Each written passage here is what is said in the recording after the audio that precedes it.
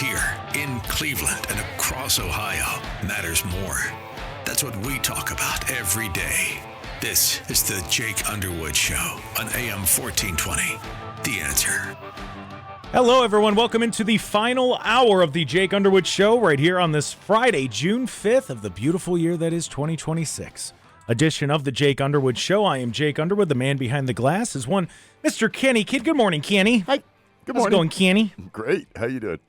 Doing great. And, we're looking at the job numbers, and the job numbers are doing great, outperforming what, the experts said they were going to be. Yeah, looking awesome. Right. They said it was going to be anywhere from 60,000 to 80,000, whatever numbers they throw out there. But we got 172,000 jobs. That's what's being reported. Wow, the experts were wrong. Right. Shocking. And the reason why they were wrong? Well, because of this man that we're about to bring on, the acting U.S. Secretary of Labor, Keith Sonderling. He's working hard. And Secretary, thank you for joining us today.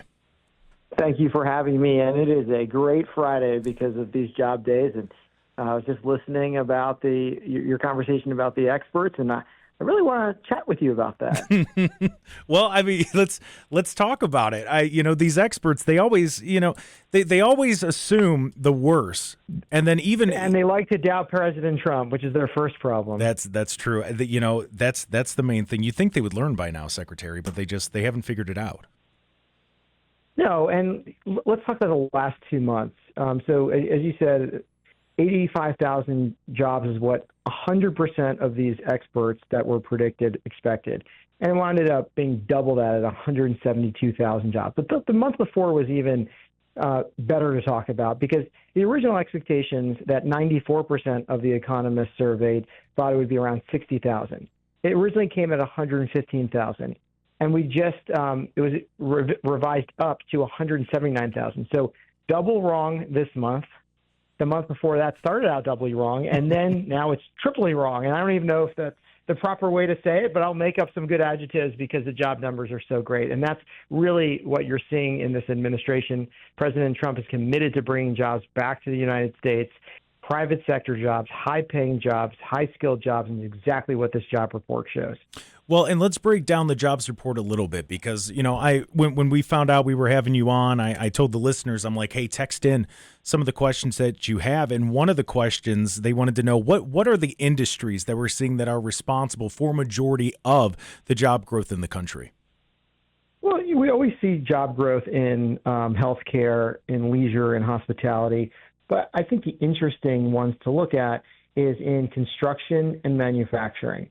As you all know and your listeners know, the president has been dedicated to bringing back industries that have left the United States. Mm-hmm. We're seeing trillions of dollars of investments come in from foreign countries, foreign companies, and domestic companies willing to reinvest because of the president's policies. So construction so far this year has been up, and so has manufacturing. And if you look at the two, first you have to build the plants, and then the plants start coming online. So that's what we look at as great indications that the economy is continuing to boom, that our policies are working, and that the president is delivering on these manufacturing and high-skilled jobs that unfortunately had left our country.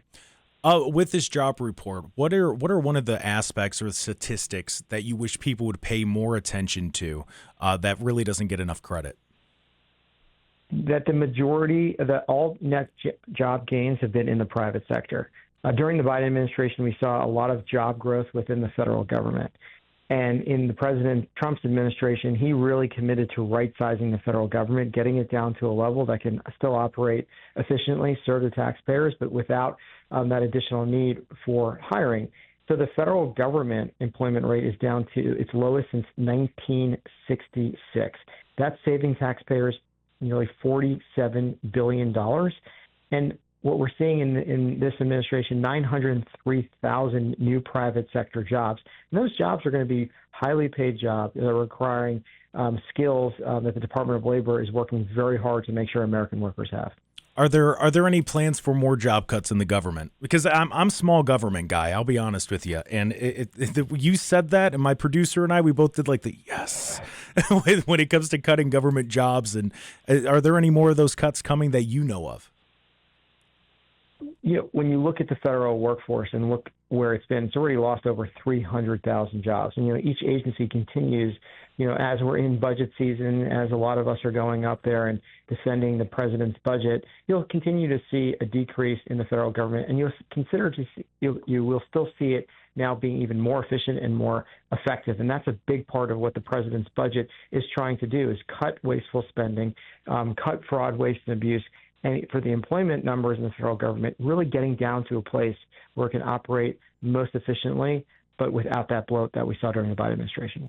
And, of course, we're talking to acting United States Secretary of Labor, Keith Sonderling, after this incredible jobs report. It's a lot, the experts said what it was going to be, but it's a lot better than what was expected. I want to ask you a little bit with the job numbers and AI. AI is freaking a lot of people out when it comes to just how it's going to change the workplace. I want your opinion on this. Do you see AI as something that is a threat to workers? Is it an opportunity for workers, or is it a kind of a combination of both?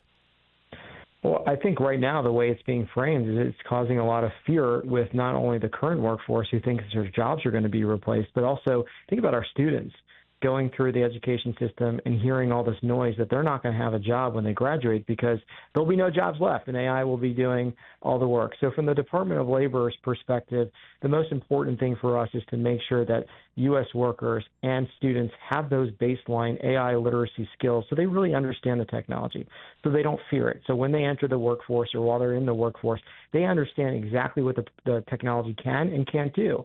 And when they have a better understanding of what it can do, you can then start to see a lot of those productivity gains that we know come with some of these technologies. But that's only if we can make sure that the American workforce has the same skills as foreign countries are doing within their workforce and their education system. So that's a very big push of ours, just to make sure that no matter what happens with AI, that American workers are leading in the AI race because they understand and they can use the technology.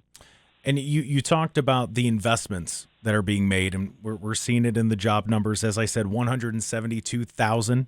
That's and that's significantly outperforming the expectations. I want to put a little bit of a focus here on Ohio, just so we can, dial it in and people know what's going on here, because we've seen those major investments in manufacturing and technology and energy projects, AI infrastructure. How important is a state like Ohio for America's workforce strategy moving forward? I was able to visit Ohio last month. I was in Cincinnati, and I went to a community college there that is really it allowed me to see why Ohio leads the Midwest in registered apprenticeships. So a lot of the jobs that are coming, especially to Ohio, are requiring a very high skilled need a skilled workforce. And what we're excited to promote is how the best way we're going to get in local workers from Ohio into these jobs that are coming back that left is to make sure that the employers are investing in the local workforce. And we're doing that through our registered apprenticeship program. And Ohio, again, leads the Midwest in this. So how we're switching it to get those skills-based learning is the Earn While You Learn program that Registered Apprenticeships champions. So we know that these jobs are coming. The companies investing in Ohio want to make sure that they're locally hiring, and we're doing that working with community colleges, working with the employers to develop an industry-led curriculum. So when the students in Ohio graduate, they've already used the same tools that they'll be able to use when they get those jobs too. And then when they enter a registered apprenticeship in Ohio, they're earning while they're learning from their exact bosses are going to be their teachers instead of having to go to school and 4-year degree and get a lot of debt. So that's a big workforce model we're pushing, and Ohio leads the Midwest in that. I love it. I love that so much. I say it a lot on the show. You're always going to need the worker bee. You're going to need those people that know the trades, and that's what makes this country strong, is the worker bee. That the country is built on the back of those types of people. Before I let you go, I want to ask you one last question. It pays more. I mean, yes. That's the big key, is it pays more than going to a 4-year degree and getting debt. The average registered apprenticeship leads to a job that pays $86,000 a year, which is $20,000 more than if you just went and got a college degree without the debt. Well, yeah, and that's it's pushed on us in school, and I'm sure you heard it going through school and high school, and I mean for me it started at elementary school. You have to go to college, no matter what. You have to go to college, right. And it's just that pressure put on you, and you have a lot of people, and this is why I think there's the frustration about the debt, because you have a lot of people who are going, I did what I was told to do. I did what the adults and the teachers and my parents, I did what I was told to do. now I got all this debt and I can't even find a job in this degree that this degree that I have. And I think that's why there's so much frustration with it.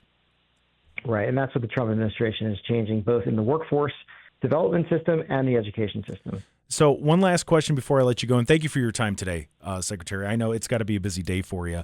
What is giving you the most optimism when you're looking at these job reports and just everything that's going on? What gives you the optimism for the future of American workers? That they're finally getting the opportunities that they deserve, and that couldn't happen without companies making the investments back in Ohio, back in the Midwest, and throughout the country, where these job losses really occurred significantly. If you look, at the Midwest specifically, that was the backbone of American manufacturing, and it left. And the president promised to bring it back, and we're seeing it coming back in this job report. Also this week, we learned that the U.S. manufacturing sector entered its fifth straight month of expansion in May. And the manufacturing contracted every single month under the Biden administration. So that's what we're excited to see. But the most important thing that the Department of Labor can do is deliver not just Americans, but American skilled workers. And that's our top mission. Well, Secretary, thank you for your time and congratulations on this job report. Keep up the great work. Thank you. Thank you again. And that, of course, is Acting United States Secretary of Labor, Keith Sonderling, joining us here on the Jake Underwood Show. We're going to take a quick break. When we come back, we're going to talk about what he said. I love it. Invest and give us the opportunity. Americans can do it. I promise we can, and we'll make you look good while doing it, especially here in Ohio. We're going to take a break. When we come back, we'll talk about this. This is the Jake Underwood